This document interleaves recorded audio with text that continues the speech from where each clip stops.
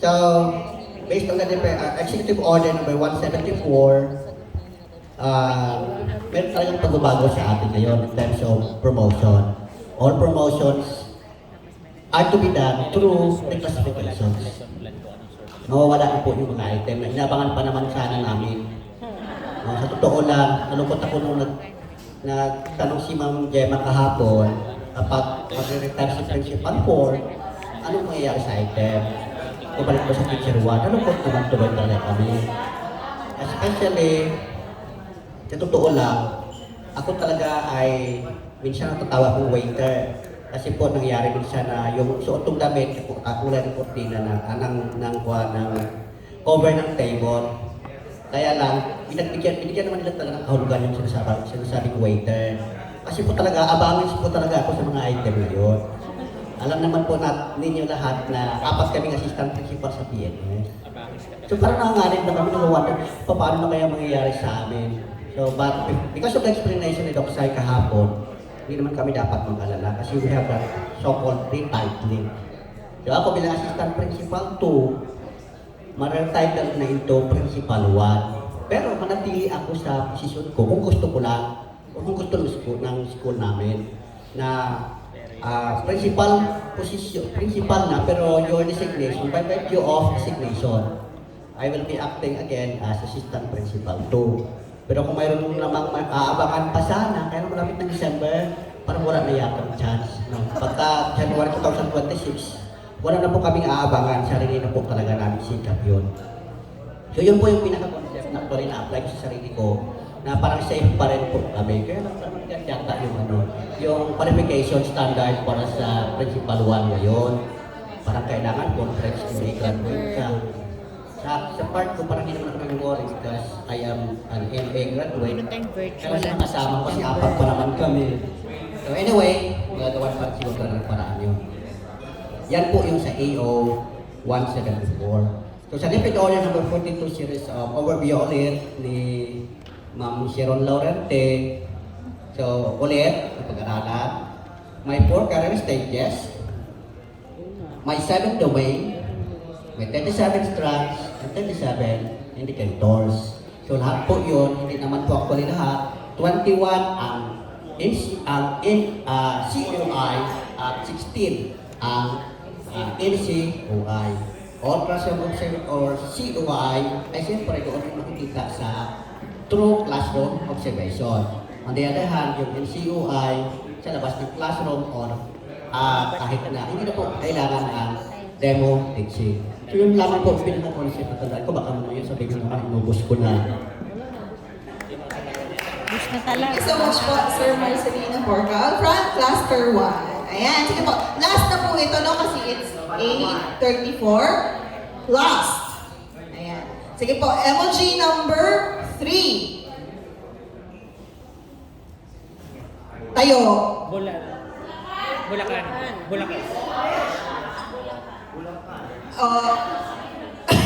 Sino tumayo? Si Ma'am. Si Ma'am. Bulacan. Bulacan. Sige Ma'am, turo ka. Sino ang maswerteng cluster na mag-share? Cluster 6. Ka-table niya pa. Cluster 6. Wow, wala na siya. Go, sir. Look and more. Good morning, everyone. Thank you so much, our brilliant speaker. Copy paste from Pastor 9 and Pastor 1. That's all. Hala, papayag na kayo ng ganon? No daw, sir. Copy paste mo. Copy paste. Ayan. Gusto niyo ba na isa? Sa pa? Hindi na. Okay, dahil baka nga, mamaya copy paste pa rin. Ayan, so thank you so much po. Actually, kahapon sa evaluation, ang dami-daming learnings po talaga. And nakakatawa, syempre, especially sa part ng ating mga resource speaker na marami pong natutunan yung ating mga participants. So, sana ngayon, mas marami po kayo matutunan ngayong araw. So, tawagin ko po si Sir John Dale para sa iba pong mga announcements. Thank you so much.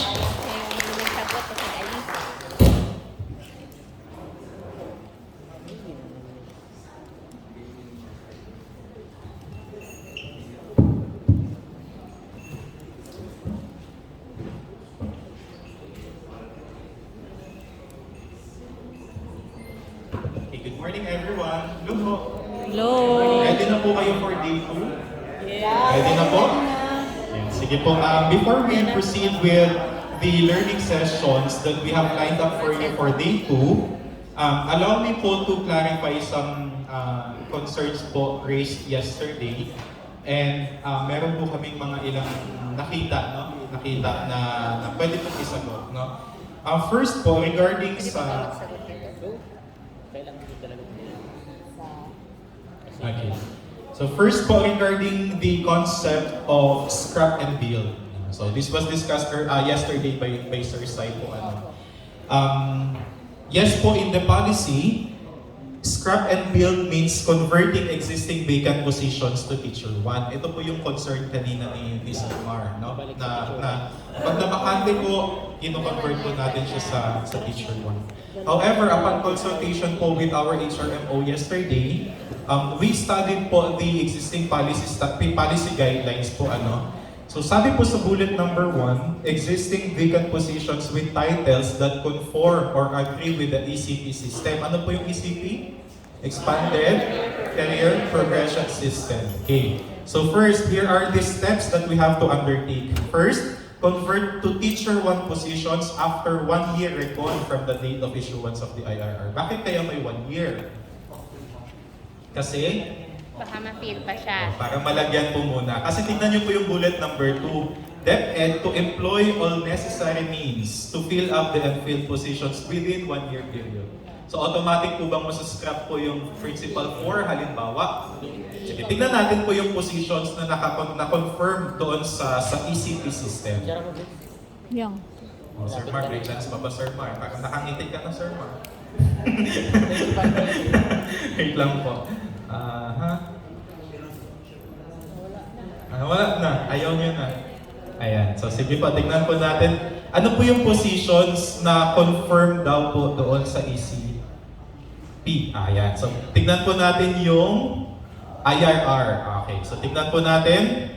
So common provisions for pursuing the CT and SA career line. For CT line, ito po yung sa classroom teaching, ano? Ang positions under the ECP system. So pinag-uusapan po natin ngayon, ano po yung vacant or ano po yung titles na nakakonform doon sa ECP system. First, under CT career line, meron po tayo teaching items of course, from teacher 1 to master teacher 5. Alright? So sige po. And tignan natin po yung query ni Sir Mark kanina na school admin career line. So, tignan natin yan. Pasok po si SP4. Ngayon po, kung babalikan po natin si guidelines ng EOP, yan, ng 174, kung babalikan po natin, saan po siya papasok na bullet po kaya? Oh, ganda. Ganda. Yan. So, papasok po siya dito sa first bullet po. So, yun. So, tingnan po natin itong bullet po na ito. Existing vacant positions with titles do not conform with ECP, automatically convert to teacher 1 applicant. So, titignan natin yung rationale. Bakit pinayagan dito na 1 year ma-fill upan? Kasi po may DO7 po tayo. Yung DO7, yun po yung nag-govern outside teacher 1 positions, yun po yung nag-govern na guidelines para po sa hiring ng DO7, ng teacher 1 at saka other teaching related positions and school admin positions. Kaya po, hindi po automatically i-scrap yung positions. Okay po? Nakatulong po ba yun? Pag na-scrap ang Oo, sana po na-clarify po natin, ano? Sa akin na, Halimbawa, I scrap natin, let's say,